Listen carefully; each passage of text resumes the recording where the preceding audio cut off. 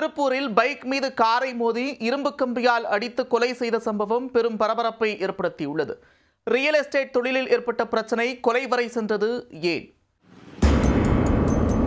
திருப்பூர் மாவட்டம் வெள்ளக்கோவில் அடுத்த வரக்காளிபாளையத்தை சேர்ந்தவர் ஈஸ்வரமூர்த்தி. இவரின் உறவினர் ராஜ்குமார். ஈஸ்வரமூர்த்தியும் ராஜ்குமாரும் சேர்ந்து ரியல் எஸ்டேட் தொழில் செய்து வருகின்றனர். இருவருக்கும் இடையே வரவு செலவில் பிரச்சனை இருந்துள்ளது. இதில் நீண்ட நாட்களாக இருவரும் வார்த்தை மோதல்களில் ஈடுபட முன்பகை உருவாக்கியுள்ளது. இந்நிலையில் சனிக்கிழமையன்று இரவு 8 மணி அளவில் ஈஸ்வரமூர்த்தி தன்னுடைய தந்தை கிருஷ்ணமூர்த்தியுடன் வீட்டில் இருந்து இருசக்கர வாகனத்தில் சென்றுள்ளார். புஷ்பகிரி வெள்ளக்கோவில் சாலையில் தங்கள் இருசக்கர வாகனத்தில் சென்று கொண்டிருந்தனர்.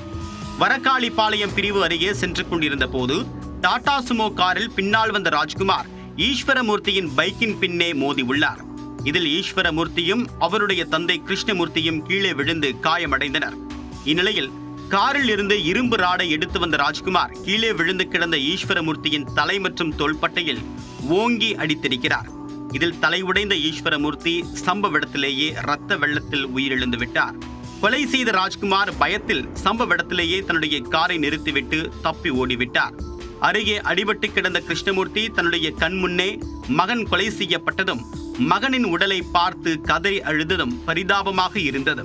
பைக்கில் இருந்து கீழே விழுந்ததில் கிருஷ்ணமூர்த்திக்கும் கை கால்களில் காயம் ஏற்பட்டுள்ளது.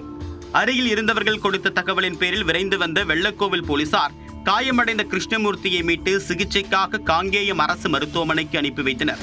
உயிரிழந்த ஈஸ்வரமூர்த்தி உடலை மீட்டு விசாரணை மேற்கொண்டு வருகின்றனர். கொலை செய்துவிட்டு தப்பி ஓடி தலைமறைவாக இருக்கக்கூடிய ராஜ்குமாரை போலீசார் தீவிரமாக தேடி வருகின்றனர்.